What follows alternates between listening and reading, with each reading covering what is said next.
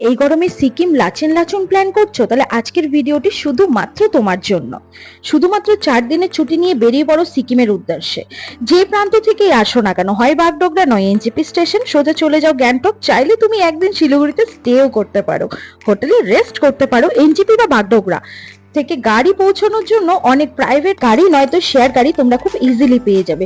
তো চলো আমরা এখন প্ল্যান শুরু করি। প্রথমে আমরা ডে 1 গ্যাংটক পৌঁছে আমরা হোটেল চেক ইন করে নেব। হোটেল তোমরা এমজি মার্কের আশপাশ দিয়ে নিলে খুব ভালো করবে। তারপর সন্ধ্যায় একটু এমজি মার্ক এনজয় করে রাতের rest. Day 2 Gangtok to Lachen, approx 6 থেকে 7 ঘন্টা সময় লেগে যাবে। তাই সকাল সকাল ব্রেকফাস্ট করে দেরি না করে বেরিয়ে যাবে লাচেনের উদ্দেশ্যে।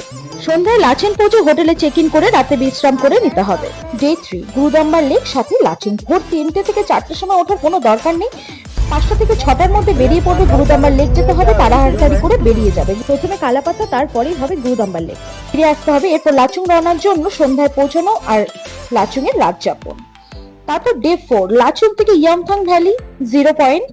আর তোমরা চাইলে কাটাওটাও অ্যাড করতে পারো, সেটার জন্য কিন্তু একেবারেই একটা আলাদা কস্ট। ডে 4 এ সকালে কাটাও গিয়ে ইয়ামথাং ভ্যালি হট স্প্রিং দর্শন। চাইলে 0 পয়েন্ট যাওয়া যায়, নির্ভর করে আবহাওয়ার উপরে। দুপুরে গ্যাংটকের দিকে যাত্রা, রাতের মধ্যে গ্যাংটক ফিরে আস। আর পরের ভিডিওটা থাকবে তোমাদের জন্য সিকিম ঘুরতে পারমিট কিভাবে করবে, প্রয়োজনীয় কাগজপত্র কিভাবে করবে, ট্যুর প্যাকেজ, প্রাইভেট শেয়ারের খরচা, আর সাথে থাকবে কিছু গুরুত্বপূর্ণ টিপস।